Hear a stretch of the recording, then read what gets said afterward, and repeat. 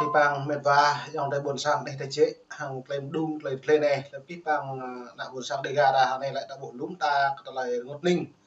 lên từng bây giờ là hạ bonsang đây gara offer couple juan xem mơ nó đã bộ thôn plan này medva lu mà cả trục rồi nó elo này mình plan lu sa đôi lừa đột lu mau cái lại ọt này cái hai này á bây giờ với mạng tầm như ăn một hai ăn ọt nó medva nó làm có mươn bằng đây là ít bằng thời chân đào ra này là bây giờ cho có lũ dòng đời buồn sang thái chụp xong ông đau là mà hiểu được liền này nhiều ọt này nó ta bắt hậu ốp lên đột chùa thì bạn là nhiều ọt mừng đi đập ọt tặng lâu ha ba trăm Mỹ ta bê ốc Canada bờ hai trăm Mỹ lại nhập màu lẹ lẹ này nhiều gió tuyết Mỹ lịch snow màu này vô nên nhiều ọt cái ta này em bạn tôi bạn đi lần chân Việt Nam lại đã bộ là lip khắp ní hiện tại mình vật buồn sang yuan vật đầy gà ta này lại lú lại lip tầm tổng tồn được chứ nên mày ni pipang mệt vài buồn sang ta phun lần là này vừa đã tiếp lần là được bộ màu xám ta lại đập nặng có nòng lây po thâu cái nang thâu đạo ấy thì nhiều cho một làm ăn khá đa nhiều rung khá đa nhiều gì ở trong ạc vừa gắt mọi thì mọi nó cái nang này nó có mày càng nhiệt lê bía cái nào buồn sang đà lệ thì nó đà lệ có rừng đà lệ có bún đà lệ có tố đà lệ cười xong thì bằng lại bị hấp nuôi không được xong lại tốt lại thì vào rọt bình tố ấy thì cần rọt bình rừng bờ đại thì cắn lưới bình sạt lệ dự vi phạm này nó lại dự làm sẽ clip nữa cái bộ lau đi cả miền Bắc mong miền Nam lúm nuôi nèo nghệ từ thiền này này dù brai đã dù sốp đã dù bánh đã dù yên lúm đã xong ra này nhưng bác Nam làm việc hay dù mà này yêu con đồng này nó ta cả thâu ô con đồng này nhưng bạn như xử lý cái tình huống ra này đã ổn đã buồn sẵn này ta gặp lại lau đi mò mò ya liệp cả bác lại một nám đấy chứ thì đây ya liệp cả nam bác nó chứ tao mình nó vậy xong này mò đã cho bác nam ya liệp đi nó e thâu đâu không nuôi gì nó nếu có mày càng lật lệ lại chôn bé cái dòng đời buồn sang đó tại nhà vẫn nhịp tầm tapo là tôi có mày màu mạ sau video để ít lòng vật lon nên cái những mày về những buổi họp phép nuôi tại thâu cái nguyên đức lộc này lại rằng hill pro mắc cái nhiều khất nhật lại nhiều phép mau đấy dự mau được lệ tôi đã mượn nhập hẹp đấy ạ từ ta em mượn sao cả em lệ nhập to lần tầm để lại hi liếc cái những mưa mà nhịp nhạc của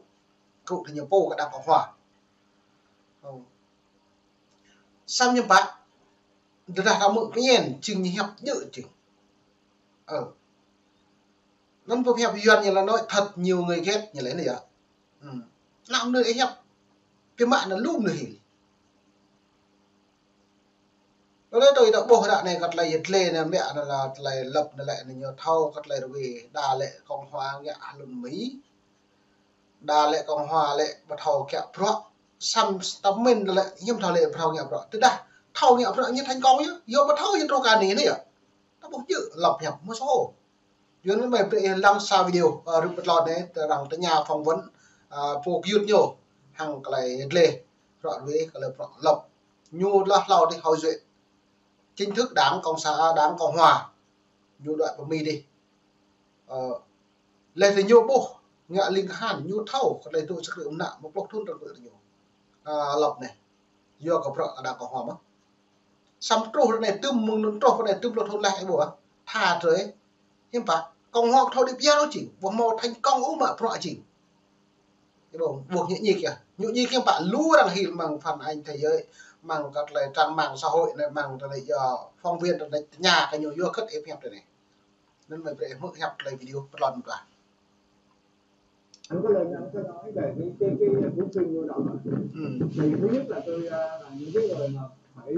cảm ơn những người chiến sĩ Việt Nam mà đã đổ xương máu để bảo vệ cái miền Nam. Còn cái chuyện mà tôi quen biết với anh Lập là tại vì cũng là chơi duyên thôi, mà tôi biết anh Lập là cái người mà chịu khó học hỏi đọc sách để cái trình độ về vấn đề mà văn hóa của anh rất là cao, là con anh học ở Mỹ rất là thành công, cái đó là tôi phải công nhận là cái chuyện đó. Còn cái chuyện là mời mới biết Thì cái gì mà anh Lập anh có vấn đề mà đối kháng với những người khác thì đó, cái đó chuyện cá nhân tôi không có ý kiến, vấn đề của anh. Rồi mấy người kia thì tôi biết, tại vì tôi biết cái người mà hiện giờ có lẽ là ảnh trong đó nhất là ông Ngô Kỵ. Thì ông Ngô Kỵ thì nếu mà ai ở đây 50 năm thì đều biết ông cũng đã từng xác nhận ông là chiếc phèo Bosa, không Las Bosa, xác nhận ông là như vậy, thành ra mình không chấp gì cái vấn đề là ông Ngô Kỵ phát ngôn có biết cách như là không có do nghiên đi là một xã hô nghiên nhiều phong vân bằng nhau chứ. Tôi cảm nhận anh là người lúc khá trung lập, chính vì anh trung lập tôi thấy anh cũng hơi rối rối khi anh sống ở một xã này. Tôi hỏi tiếp anh là nãy anh nói Lập con cái học giỏi là vân vân, thì làm sao anh biết được chuyện đó? Hay là cũng qua là tại vì gia đình của Lập là có chơi thân với lại gia đình của con gái, thì có thấy bà chồng anh Lập với lại bà xã có tới nhà của con gái là cho nên biết chứ thì nói thì mình muốn verify, chứ nhiều người nói Lập nổ, cho nên nếu là sẵn đây thì anh nói cho mọi người biết. Như nãy anh Phúc có chuyện với anh Lập, anh Phúc nói anh Lập nổ không, thì còn người khác anh nói về anh Lập, anh Lập hay không? tôi thì tôi thấy là anh Lập ảnh là cái người thẳng tính, cái gì là đúng anh nói đúng, cái gì sai nó sai, mà người ta hay nói là sự thật mất lòng, cái cách nói chuyện của anh Lập khi người ta nghe người ta không có giống như là người ta nghĩ là anh Lập chống đối người ta, sự thật là anh Lập anh nói lên những cái sự thật. Tôi cảm nhận anh Lập anh nói lên những sự thật chứ không có nói coi như là bôi bác hay là không. Sự thật này tôi thấy là anh nói là nếu nói như vậy để anh Lập anh nhận xét về Việt Nam Cộng Hòa thì rất nhiều người xung quanh nói anh là tại sao anh là bôi bác Việt Nam Cộng Hòa, có điều quá khứ rồi vân vân, thì anh nghĩ ông Lập anh nói về Việt Nam Cộng Hòa năm xưa đúng hay là không đúng? Anh Lập anh chỉ nói một câu là anh nói là miền Nam là tay sai cho Mỹ, thì cái đó tôi nghĩ cái đó cũng có phần đúng chứ không phải không, mà cái câu mà tôi nói tay sai của mình mà sao hình như mà là miền Nam mất một phần là do Mỹ, một phần là do chính quyền miền Nam, chứ không phải là bây giờ ông Nguyễn Tấn Hưng đó là ông hẳn nhả lên cứ nói là miền Nam mất là tại vì Mỹ vào miền Nam, cái đó là chỉ đúng 50%. Tại sao ông nói lên những cái vụ mà cờ rù Long An, những cái vụ mà tham nhũng của chế độ miền Nam, mình phải coi như là mình phải công tâm mà nói là miền Nam mất cũng có một phần lỗi của Mỹ và cũng có một phần lỗi của miền Nam chính quyền miền Nam,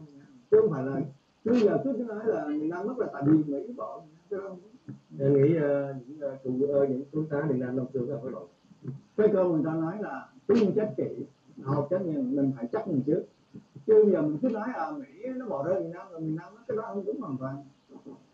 Mỹ nó có một phần phải giữ miền Nam, quyền lợi quốc gia là trên hết. Mình nghe nói lúc mà Mỹ rút qua năm 73 có vũ khí còn rất nhiều, cái đó đúng không? Cái đó thì quân đội nó có lẽ anh Lập anh biết rằng về cái đó. Thì có rất nhiều người họ nói là mình có ổn vấn những nhân vật cụ tiêu an khác, cũng như là chính miền Nam, chính là sau này sau 75 á, là chính người miền Nam họ dùng cái vũ khí đó họ đánh với lại Campuchia vân vân, rất là nhiều. Nếu vấn đề trong 73 đi vũ khí người Việt Nam Cộng Hòa có rất nhiều. Thì có một cái tôi muốn nói là cái ý kiến cá nhân là tôi nghĩ cái mà Nam Sơn 719 á, Cộng sản nó gọi là 9 năm là cái đó cái bẫy Mỹ dân mà không hiểu á, là sập bẫy đưa biết bao nhiêu là binh chủng tinh nhuệ gồm có những sư đoàn người của Hồ Chí, sư đoàn người Linh, mà trong khi Cộng sản nó đã chờ mình giờ, nó đã dằn bẫy mình giờ, thành ra cái trận đó là theo tôi nghĩ là mình quyền Mỹ nó dằn bẫy để cho cái tiềm lực quân sự quân đội của mình yếu đi để năm 75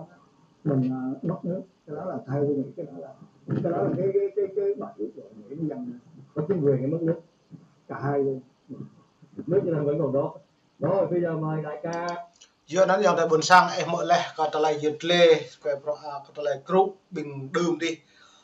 nấn cái phóng viên tại nhà cái nhiều chụp lập là lại là do hiếm bắt hào lưu mà do cắt lại việc lần bình rút tahan bạc lệ xem cái này là do chính quyền Mỹ lại nhiều pre rẻ cắt lại nâng tươi cái đáng cộng sản non chưa cái lẽ về thì chưa mau chưa ký kết hiệp định Paris lại là ngạn là chỉ mở sau như giờ xâm lược nó nên nhiều Mỹ lo như bạc lên như bạc nhiều lệ nhiều bạc lên tàn lùa nó như bạc lên tàn lùa như bạc chính đáng cộng hòa đấy từ bạc lên 1 năm đã bộ tiện nó giờ một sản